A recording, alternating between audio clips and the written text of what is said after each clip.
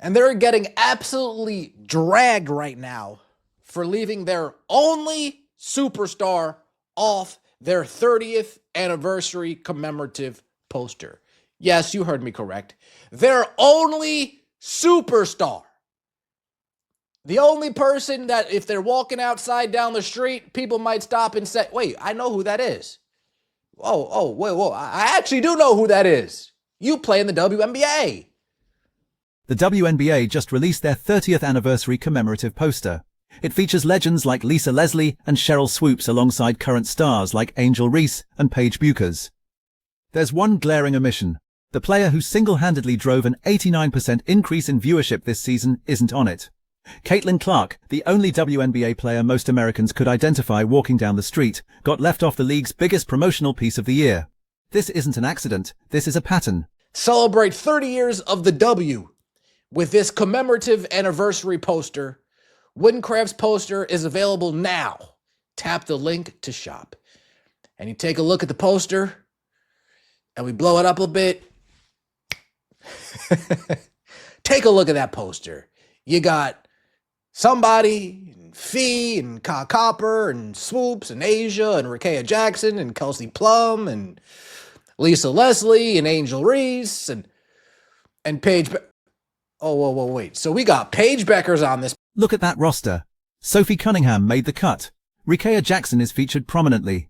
Angel Reese, who's in her rookie season just like Clark, got her spot. But the woman who's averaging 816,000 viewers on Amazon Prime, who pushed the previous streaming record by 80,000 viewers in a single week, who's currently second in all-star voting with 670,000 votes, didn't make the poster. The backlash was immediate and brutal. Fans flooded the WNBA's social media asking a simple question: how do you promote women's basketball by leaving out the only woman who's actually promoting women's basketball?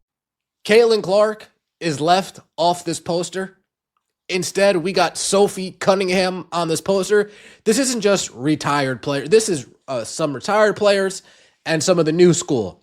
And of the new school, there's only one face that actually moves the needle. There's only one face that actually drives the business. There's only one face, and she's left off this poster. Here's what makes this particularly damning. This isn't a poster celebrating retired legends. If it were all-time greats, fine, leave the rookies off, but they mixed eras specifically to showcase the league's current stars alongside its history. They made a deliberate choice to include some current players and exclude others. And the player they excluded is the one who's responsible for the WNBA's highest ratings in 2 decades. Last Thursday's Fever Dream game on Amazon drew 816,000 viewers, the largest WNBA audience the platform has ever recorded. The week before, Fever vs. Sky pulled 736,000. Amazon Prime's WNBA coverage is now averaging 504,000 viewers, and every single game driving those numbers above average features one player. Why couldn't they have put the whole WNBA on that cover? Morons! Millions of people will not have any idea who any of these people are. We only watch because we adore Caitlin Clark. League just wakes up and chooses to embarrass itself every day. The fact that they put Paige and Angel and left out CC specifically, and the WNBA took a look at this poster and said, yeah, this is good, post it. Bad news bears. What a terrible poster, missing crucial pieces who elevated the W. Dear sweet cheeseballs, the league just continues to embarrass itself. The comment section told the real story. One fan wrote, "Millions of people would have no idea who any of these people are. We only watch because we adore Caitlin Clark." Another pointed out the absurdity. Super smart move, not to include the most popular player in women's basketball while trying to promote women's basketball. But the most cutting observation came from someone who said, the league just wakes up and chooses to embarrass itself every day. Because this isn't the first time. The WNBA has been systematically excluding Clark from promotional materials all season. When they roll out marketing campaigns, she's mysteriously absent. When broadcast partners push for her in nationally televised games, the league complies reluctantly. The only reason Clark is on TV as much as she is comes down to one factor. The networks demanded it because they're trying to make money. Left out the face of the league and left in Rakea Jackson. So you can't make it up. Great marketing, not including the woman who made you all relevant.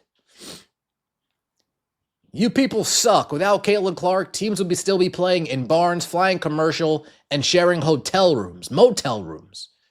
Super smart move not to include the most popular player in women's basketball while trying to promote women's basketball. How funny. Trying to promote women's basketball, you live off the only person that really can promote women's basketball. It doesn't make sense. This cannot be real. Think about what that means. The television partners, who are paying millions for broadcast rights, had to specifically request that the league's only proven ratings draw actually appear on television.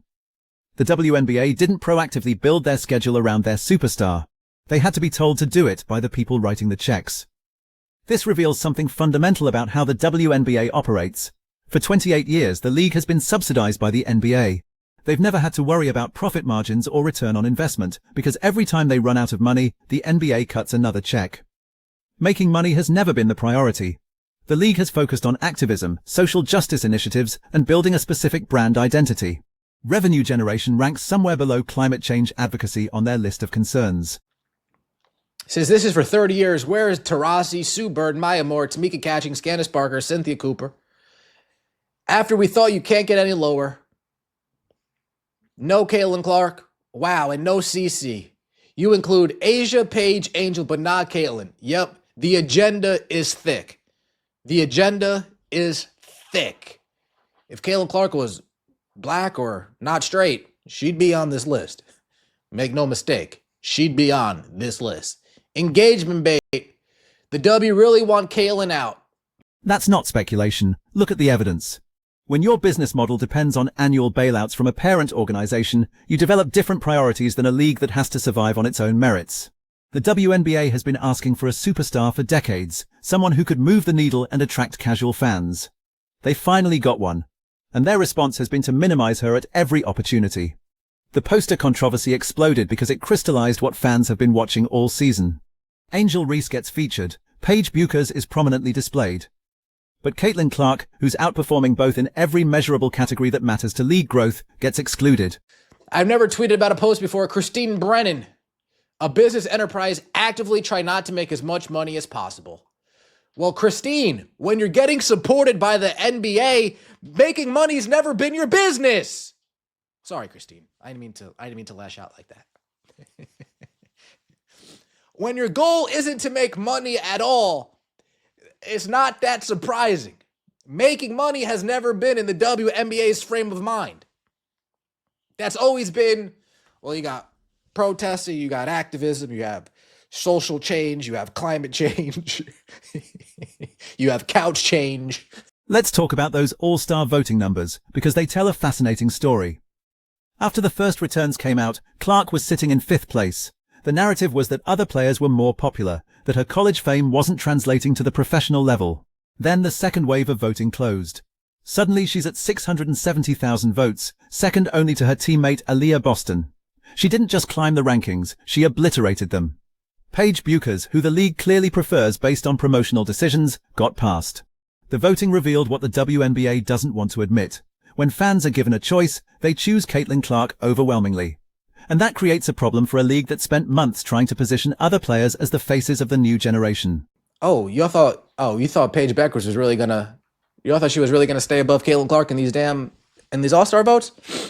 You thought that was really gonna happen? No. Speaking of Caitlin Clark being the needle, we got her driving ratings. Last Thursday's Dream Fever WNBA regular season game averaged 816,000 viewers on Amazon, the largest WNBA audience yet for the streamer, which is in its first season of carrying Nielsen-rated games.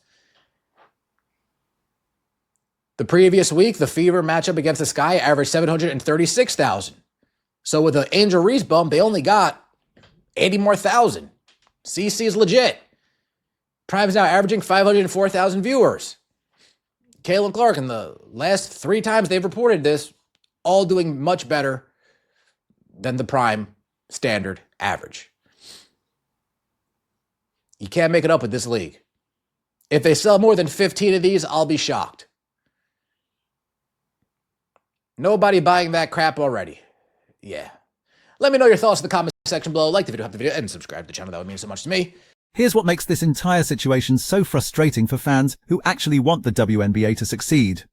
The league has been handed a golden opportunity, a player who draws viewers, who generates headlines, who makes casual sports fans tune in to watch women's basketball.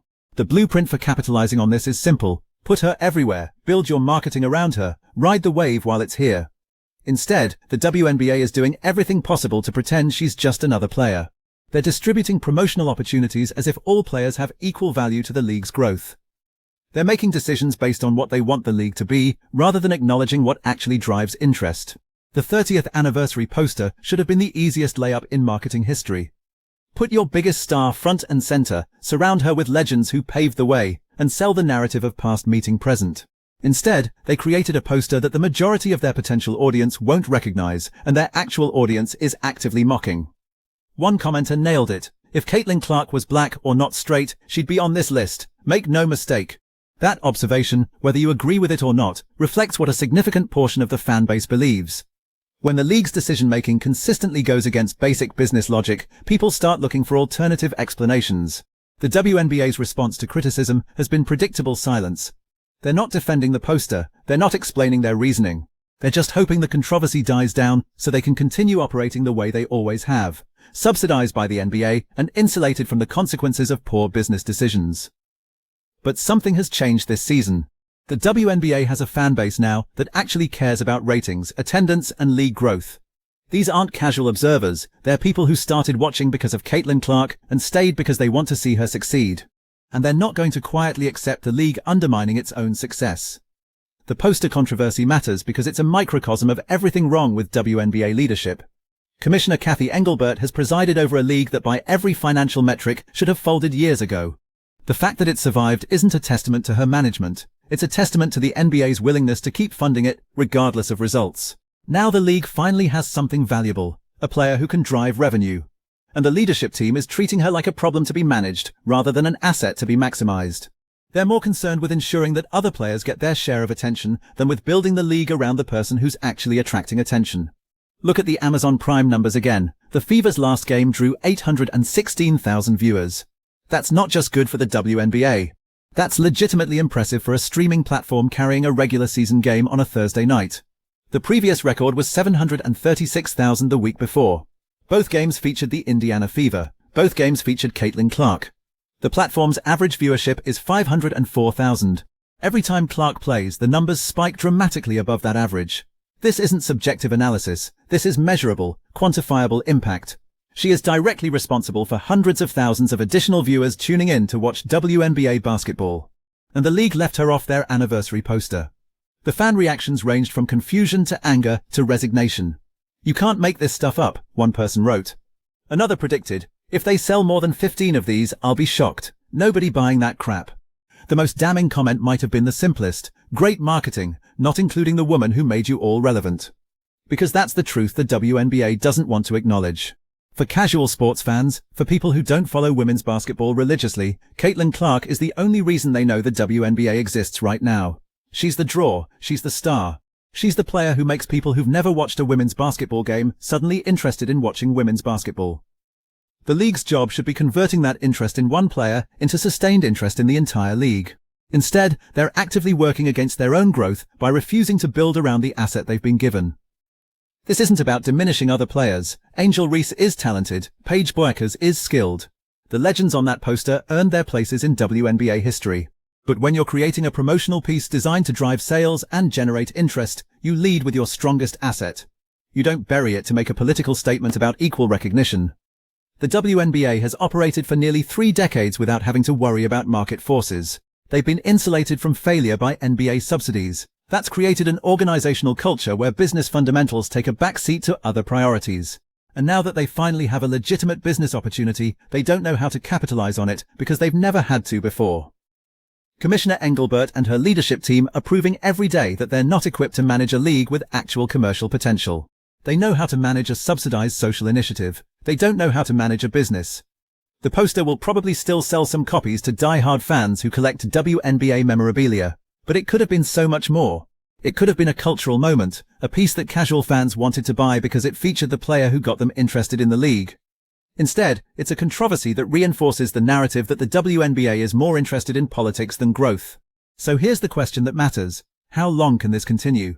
How many opportunities will the WNBA squander before someone in leadership realizes that Caitlin Clark's prime years are limited and they're wasting them? How many promotional disasters will it take before the league starts making decisions based on what actually works, rather than what they wish would work? The clock is ticking. Clark's drawing power won't last forever. At some point, either through injury, retirement, or simple fan fatigue, the moment will pass. And when it does, the WNBA will be left wondering why they couldn't convert a generational talent into sustained league growth. The answer will be simple, because they never tried. They had the blueprint. They had the star, they had the opportunity, and they chose to leave her off the poster. What do you think? Is the WNBA deliberately sabotaging its own success, or is this just incompetence? Drop your thoughts in the comments, and if you want to see more breakdowns of how the league keeps shooting itself in the foot, subscribe to the channel, because something tells me this won't be the last time we're having this conversation.